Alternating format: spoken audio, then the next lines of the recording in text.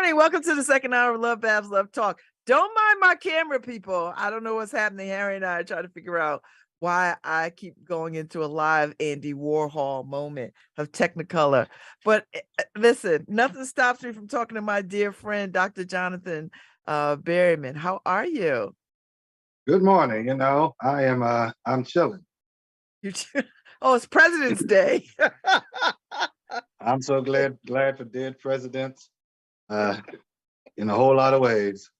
Like you don't got to be up because you're up early in the morning. Like when I see you in the morning, you taking pictures at like 7:30 in the morning in front of the school. Oh, those are the late pictures. I still have to turn the light on to get the selfies before I leave home. Oh my Like, this is, God. yes, well, Lord have mercy. Bless you. Bless your heart. and everything else.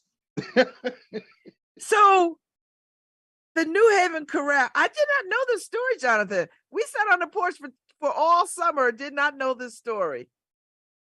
Well, there's a lot to be told, right? Gathering folks at the house, gathering folks at your house. Then y'all get to singing. And then the next thing you know, the New Haven Corral is born. Yeah. Black people. Let me tell you something. You can't outdo Black people. They will create a way out of no way. Yes. So talk to me about the New Haven Corral. Like what? I mean, I know you're a musician. I knew you grew up with music. I know you got a bunch of degrees in music. What was it about starting the New Haven Corral that didn't exist in this form? So the New Haven Corral is why the Heritage Corral in New Haven started. So let's get because the New Haven Corral is a different entity, a wonderful entity, and it was the New Haven Corral that called me, and because Paul Mueller, who was the director at the time, wanted to do a piece by William Grant Still, and they lynched him on a tree, which requires a white choir and a black choir to sing about a lynching scene. Oh God, that is heavy. What in the? Yeah, and that was my response. I was like, ooh. So the New Haven Chorale was predominantly white. So needless to say, it was the part of the challenge was finding a black choir in this area who could sing that piece. And I said, okay, when I got that call, I said, okay, let me see what I can do. What they didn't know was prior to that call, I had been in conversation with attorney Herb Scott, who was a member of Eric AME Zion Church, and that's where I met him. And he had been talking to me about some singers that he had been singing with who wanted to keep singing, but they didn't have the musicians or whatever to keep that going. And I said, well, let me call Herb Scott. He's been talking about getting some singers together. Let me see what he can do. So I called him, and lo and behold, an afternoon in March of 1998, we decided we would host these group of singers in my apartment. And I didn't know most of. I don't think I didn't know most of them. I'm sorry, not just people, 30 people. Like that's a lot of people. Yeah. And I was, I was impressed. I was floored. I was like, who are these people? And they could sing. And they all knew each other. I was the new one. So it was this idea that so in 1998, that was my fourth year in New Haven. Okay. So 2 of those years had been spent primarily at Yale, right, in the Yale bubble, earning my master's in music and choral conducting. So in 1998, I knew the people at Varick, but I really didn't know anybody else. I was still teaching in Bridgeport. So I was teaching in Bridgeport. I worked at Varick AME Zion Church. So I knew the people at Varick, but I didn't know the people outside of that who were singers of that caliber.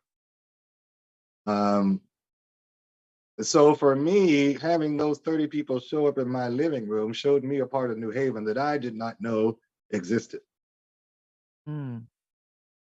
And I think that there's a lot of New Haven that people who show up in this town to go to school or to begin working don't know exist. Oh, I second that. I mean, well, it you know why that is. It takes folks to get off that campus, and then it takes folks to invite people off that campus. So it's a dual thing, you know. Well, yes. But even so, I was living in New Haven. I was going to church in New Haven. Uh, but it wasn't until that Sunday afternoon in March 1998 that I discovered this robust group of singers who not only could sing, but who had historic knowledge of New Haven and the singing that happened prior to my arrival. Um, so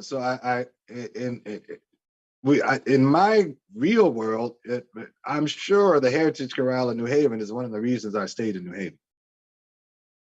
Wow, that's pretty powerful. That's pretty Uh, powerful. yeah, because it is it, it is not a location that makes a place livable. It is the relationships you have with people that make a place livable. I agree. Uh, so that was a I agree. pivotal point in my um, not only my career as a musician, but also in my socialization in New Haven. So, talk to me about um the 6 degrees of separation. Is that the telling of this? The story of how you connected to people in New Haven? Like what am I to learn from 6 degrees, uh New Haven 6 degrees of separation through music? Is this your story? So it is a part of it is my story, but I've invited members of the chorale to come and join to tell it from their perspectives because what uh, you know I it is not just my story, but it is this whole idea of connectedness within New Haven that people don't know about unless people tell it.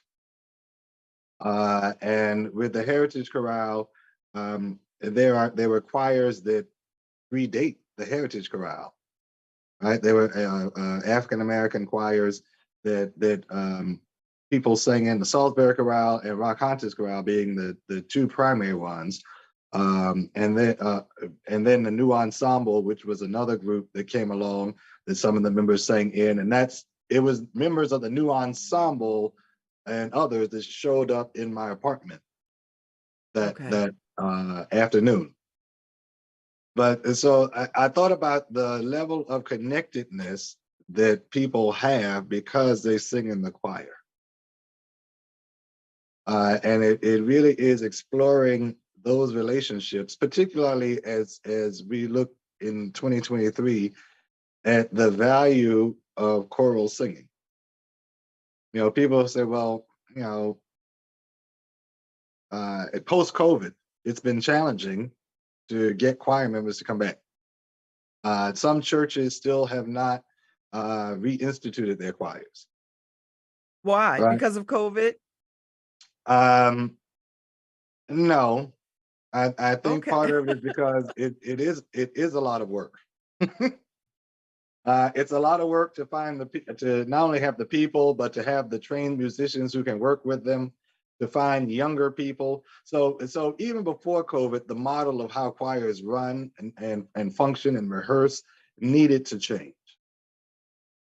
And the COVID pandemic just made it more clear that if we want younger people to participate, if we want we if we want more people to participate, then we have to get rid of this factory model where we think that after 5 o'clock people are done with work, or that after 5 p.m. people are available to do a 2-hour rehearsal every week. But Isn't that par for the course for churches across this country? Like, It was not a, it's it a was symptom of part of that, right? Because churches are struggling right now. They have been for the last couple of decades. well, the truth of the matter is the institutions that struggle are those that fail to meet people's needs. Mm. Hey. So I say that because part of it is everybody's not available at from 7 to 9 on a certain night every week. When Mhm. I'm looking at younger people, one, if you have children, that's a challenge. If you're going back to school for another degree, that's a challenge, right? Because that eats up time. If you're taking care of elderly parents, that can be a challenge. It doesn't mean that you don't have the skill set or that you don't want to sing, but it might mean that you have some commitments that you just can't do that every week. So we're now looking at at how we might need to change the model to increase participation. Okay.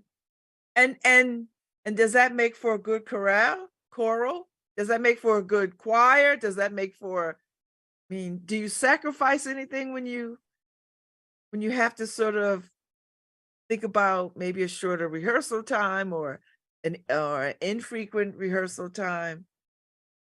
Well, there are always uh, factors that you have to consider. You know, the organizational piece. How do we rehearse? Who's rehearsing here? How do we get music to people?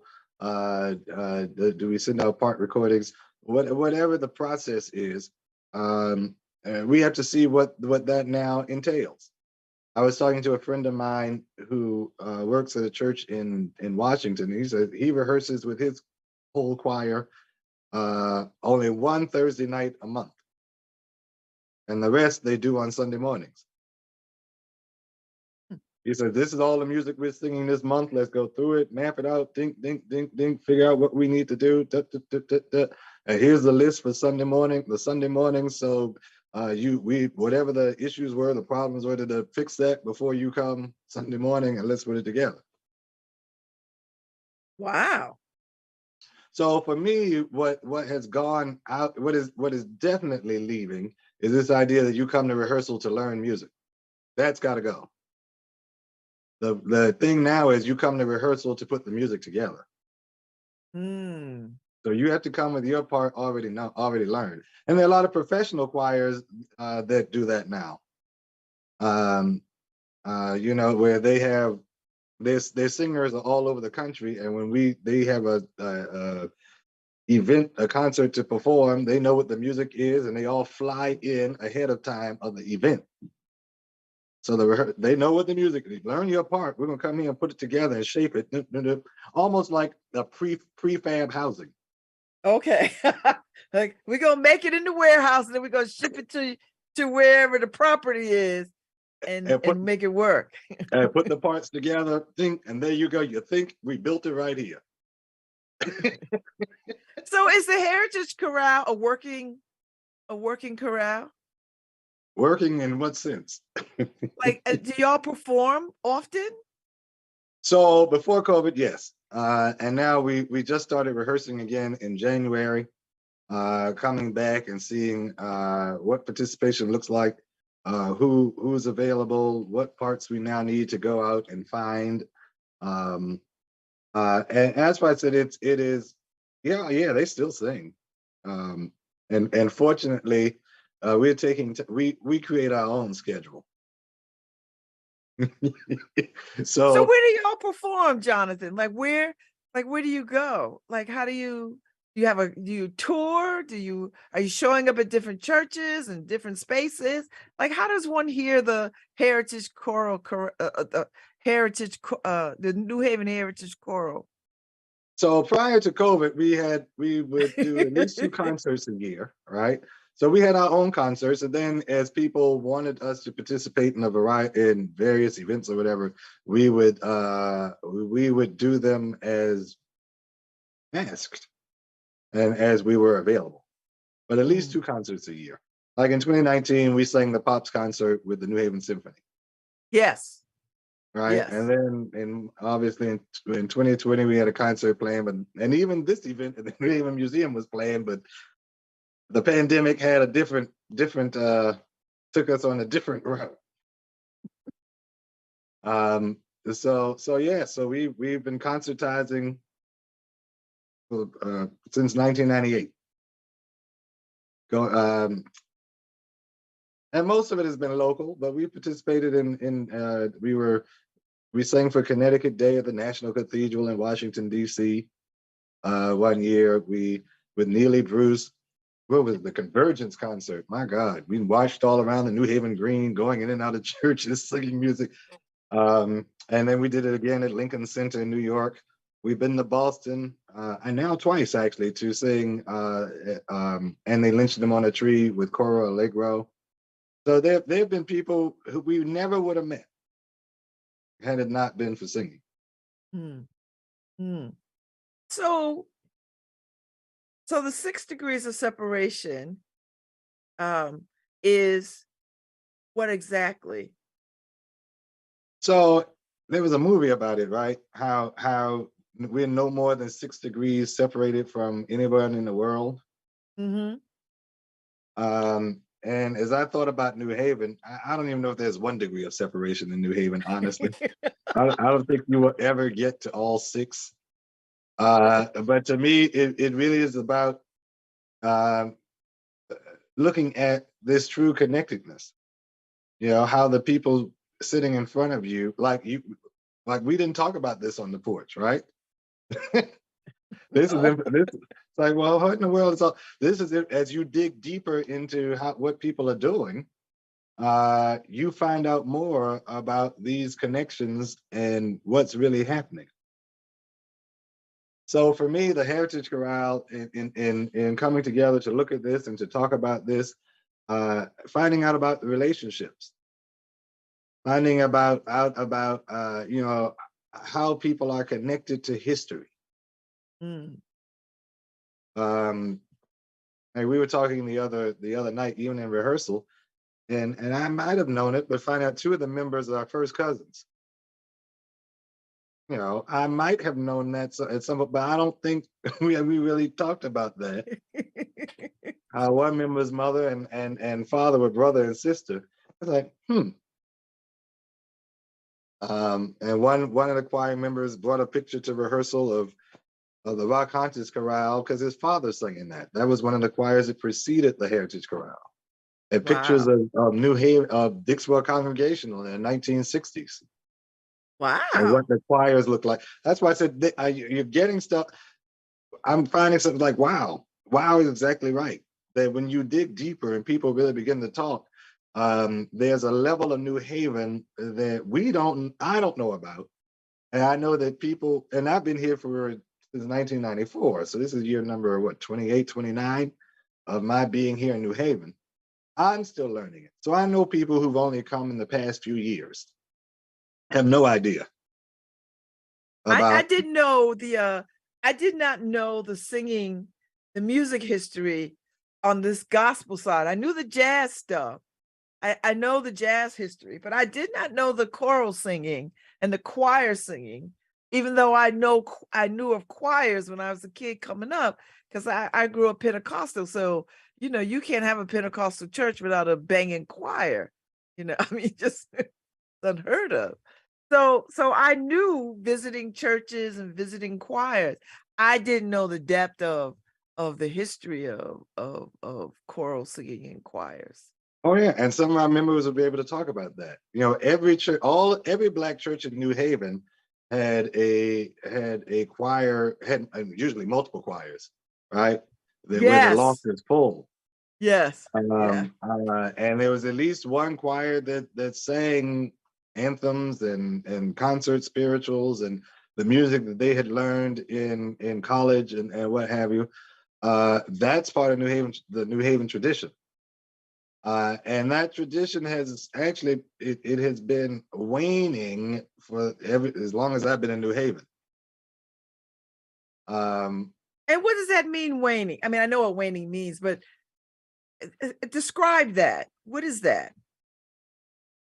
So this idea of choirs singing together, people coming and learning music, and especially music that is more classically oriented, has been, uh, I won't say it's dying. I'll just say it's waning. You know, almost like there's some fire still there's still some embers still burning, but somebody needs to come and throw some logs on it and stoke the flames.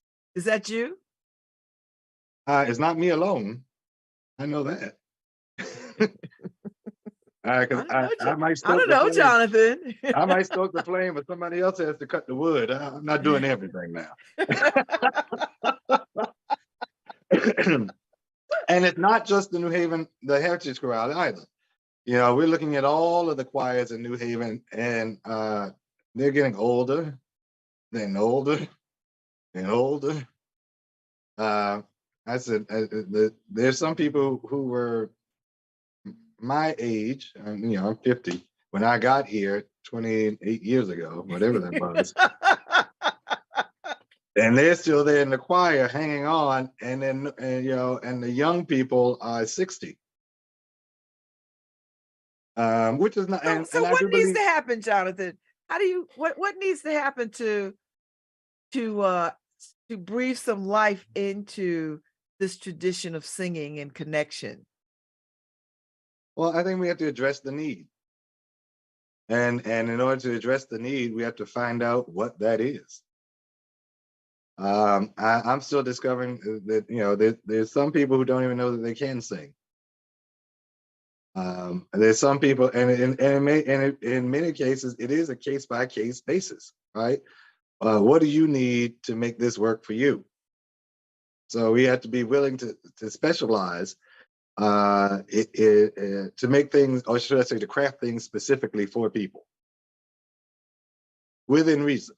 Yes, you do have to know the music. Yes, you do have to make some rehearsals. But what does that look like in its entirety? And where would you sing? Where do you have a home?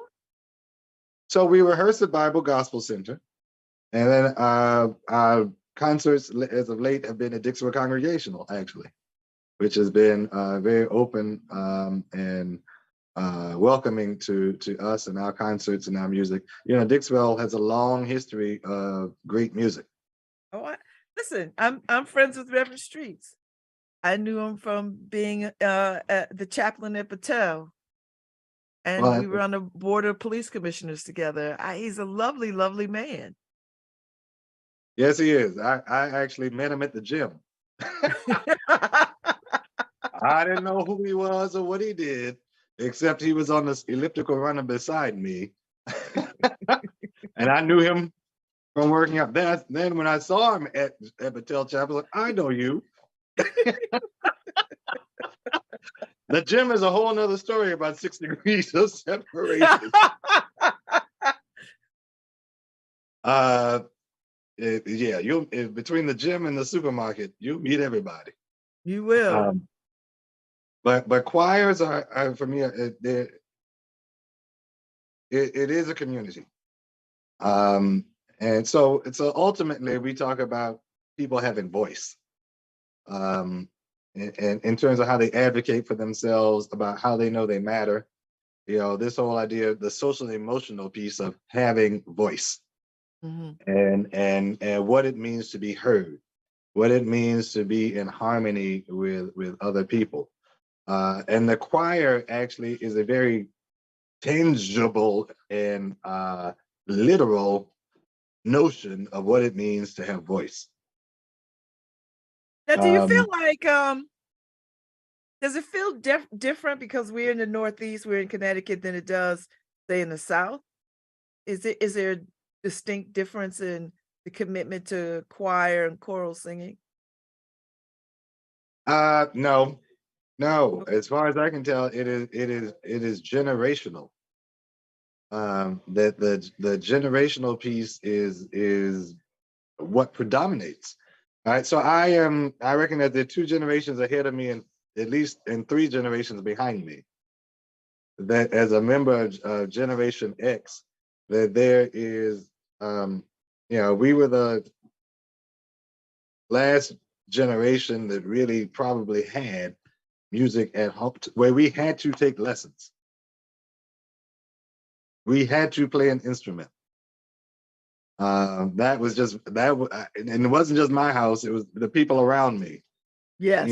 Everybody went to the Miss So and So for those $2 piano lessons, whether you were musical or not. Yeah. No, you're right. Yeah, I grew up like that too. And then the millennials, they didn't, not as much, and then the generations behind that, I don't know what they did. That became the church's optional generation. So I think we have to recognize who we're working with and not try to apply our um our standards of what we consider to be normal to the generations that did not grow up the way we grew up. That could be challenging, Jonathan.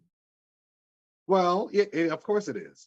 But the satisfying piece is I've seen people when you put people together who can sing, it changes their perspective of what singing is and the value of community. You don't have to convince them that this is something that they might want to do. Okay. It's almost like looking in the mirror.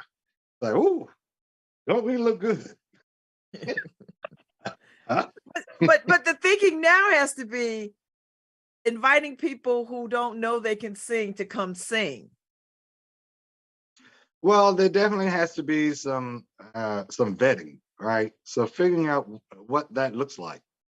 And actually, there are some people we know they can sing because they've been in high school choirs, and they're still in New Haven. So really bridging the gap now.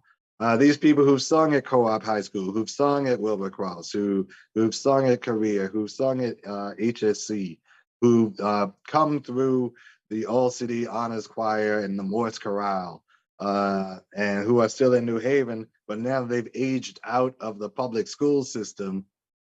Where can they bring those gifts for usage? Oh, I like that. Figuring that out, making space for that. I said, what would really be interesting, which is a whole other thing, would be to do a New Haven Public Schools alumni choir. Oh, I like that. Oh, it sounds like you got that brewing. Are you percolating that? Like, what's happening? I'm putting it out there. Speaking it into existence. There you go. I'm putting it out there this morning. New Haven Public School alumni choir. Oh, I love it. Doesn't matter what school you sing at. Come on. Because I think you make a good point. You raise a good point about what happens to these young people who have come through these choirs through high school and such, and have aged out. Where are they singing? If they're not singing at church, if they're not going to churches, singing in their church choir, or maybe they are in some limited capacity, but all of them aren't. How do you recruit them to sing? How do you get them to sing outside of those places? Well, I think we have to make that provision, right? So keep in mind, there are many churches that do not have choirs. They have a praise team, so they don't even offer you the opportunity to sing. Wow. I don't know any of this language because I don't know what a praise team is. I heard the term praise team for the first time yesterday because I was at Bloom for HBCU Divine Nine photo shoot, and this young brother leads the praise team for Ebenezer Church, which was my church growing up. And I was like, I don't know what that is. I was like, I know I was on the choir, but I don't know nothing about a praise team. So it essentially is a smaller ensemble that focuses on the genre of music known as praise and worship. Okay. So there tend to be like 6 people, 7 small groups, not whole choirs, Okay. right? So a praise team might be the size of one section of a choir. Okay. Now, is that because it's manageable or because you might not have enough commitment to have a full-on choir? Um, for a variety of reasons, people do that. I think it's because that's what praise teams have arisen because they are some ways more manageable. So praise teams are designed to be appetizers. Okay. The challenge I have is with churches that never go beyond meatballs and buffalo wings.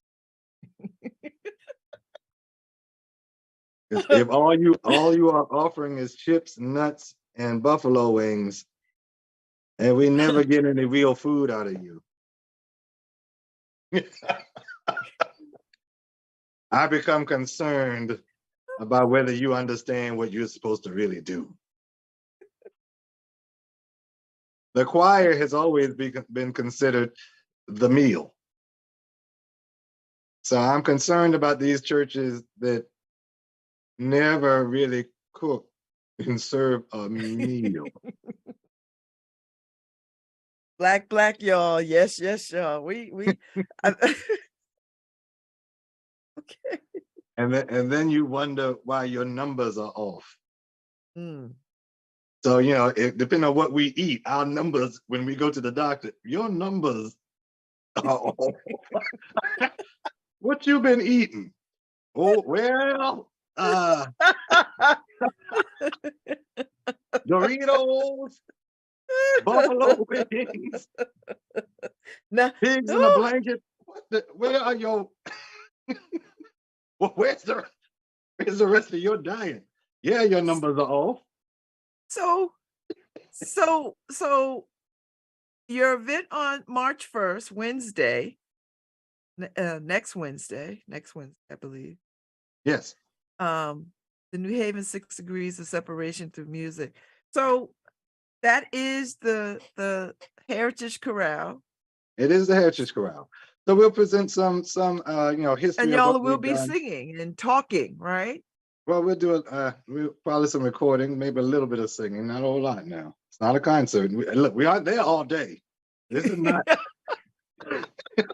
this is not an all-night event now. No. So it's designed to be more of a talk and conversation. So Okay. we'll talk, present some of the history of the chorale, but I think the salient pieces are really hearing from the members themselves about just really that New Haven history that you can only get from them. So we have people who are from St. Luke's Church, from Varick AME Zion Church, Bethel AME Church, Dixwell Congregational Church, Mount Zion Seventh-day Adventist Church, Bible Gospel, and a whole host of other entities.